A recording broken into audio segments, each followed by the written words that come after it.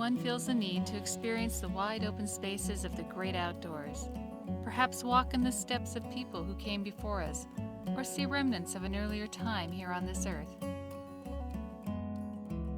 An intriguing place to experience this feeling is in East Central Oregon at the John Day Fossil Beds.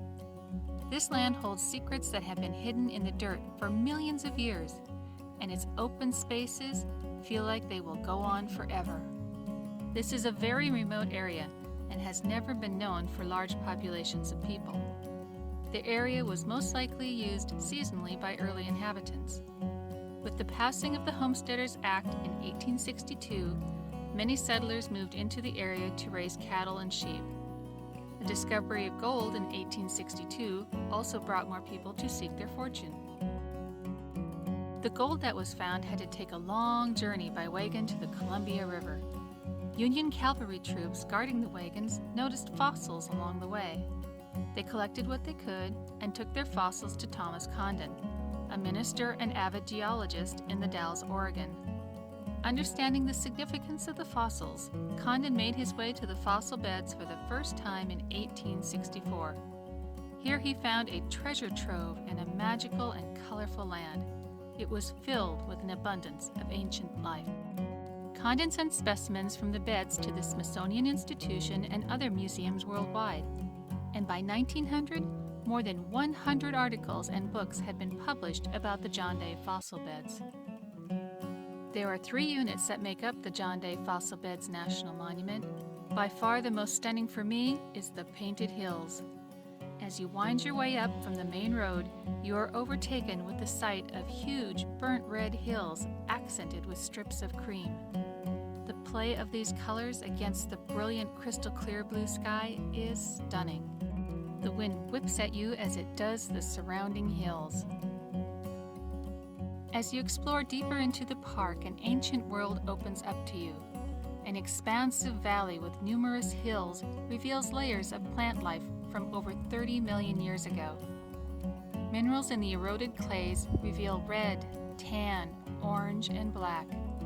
They paint the hills for your delight. Each color has a story to tell of past climate change. They say the best time to visit is in the early evening, as the light brings out the colors. The sunlight and the moisture levels are always changing the intensity and hues of the colors. There are plenty of easy trails to enjoy the park.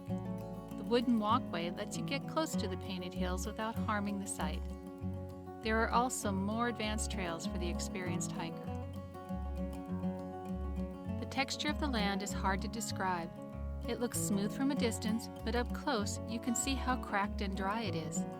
It's hard to believe that anything could grow here. Yet in the early spring, you can find flowers blooming in this harsh climate.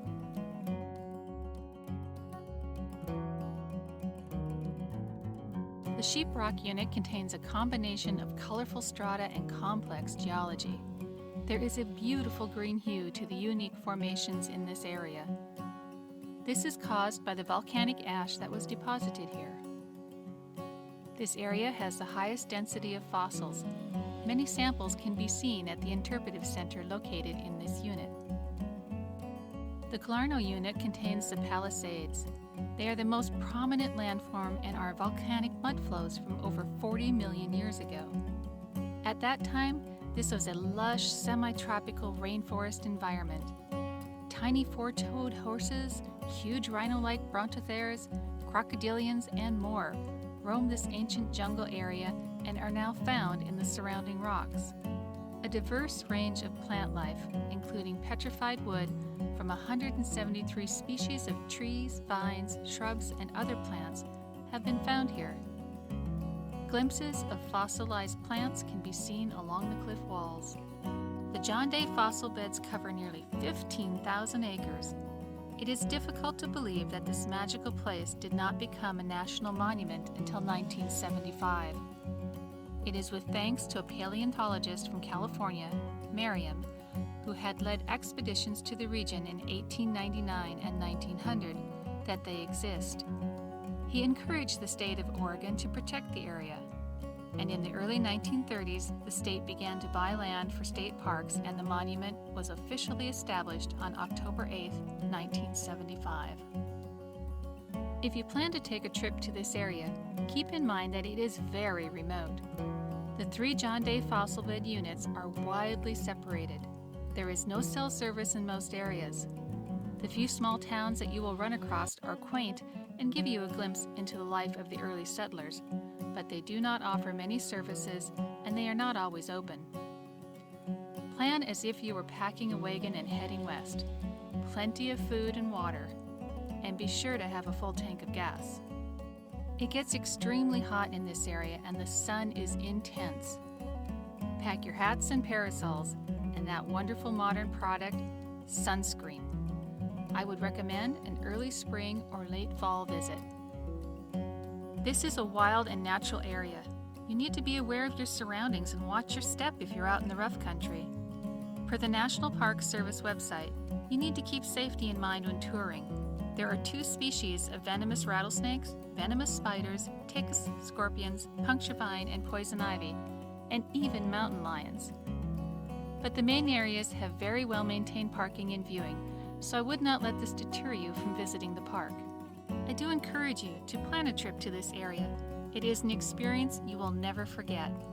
Entrance to the park, visitor center, museums, and exhibits are free.